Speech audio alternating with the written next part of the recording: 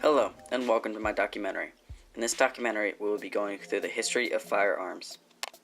First, we are going to talk about the early history and origin of the firearm and where it originated from, so let's begin. The first firearm was the Firelands in 10th century China. The Firelands was made up of paper and bamboo and was attached to the end of a spear to spat flames out of its tube like a flamethrower. Sometimes the user would also put random shrapnel on the end to increase the lethality. Later, the paper and bamboo was replaced with metal to increase lethality to the enemy and the safety of the user. Moving on to the other regions of the world, we go to Southeast Asia. The most earliest firearms to be recorded in Southeast Asia was against Champa King Chi-Bong Ga in 1390. Years later, the Li dynasty established their standing army, which included 2 battalions that were equipped with a Firelands.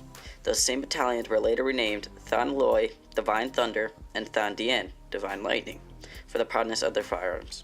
Next, we are moving on to Europe. A theory of how firearms first got to Europe is that it made its way along the Silk Road. Another theory is that it came to Europe through the Mongol invasion in the 13th century. Later on, the first actual mention of the word gun was used in a Russian book called the Vasily Vremeny Chronicle, and it is stated that during the defense of Moscow in 1382 from Tashkemik's Golden Horde, Muscovites used firearms called tufayaki, meaning in English, gun. So that is enough about the more origins of the firearm. Let's now talk about some of the more early modern improvements on it. So one of the most big improvements early on in the firearms history is the Flintlock musket design. This design is one that includes black powder, later replaced by plain gunpowder, and a metal ball, usually iron since it was so common, down a gun barrel with the use of an iron rod called a ramrod.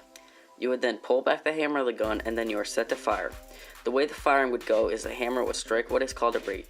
That then would create friction that would set the gunpowder off, which would then make the iron ball propel out of the barrel and towards whatever you were shooting.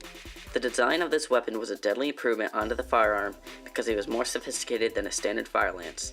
The first major battle that was won with muskets was at Cernolia in 1503.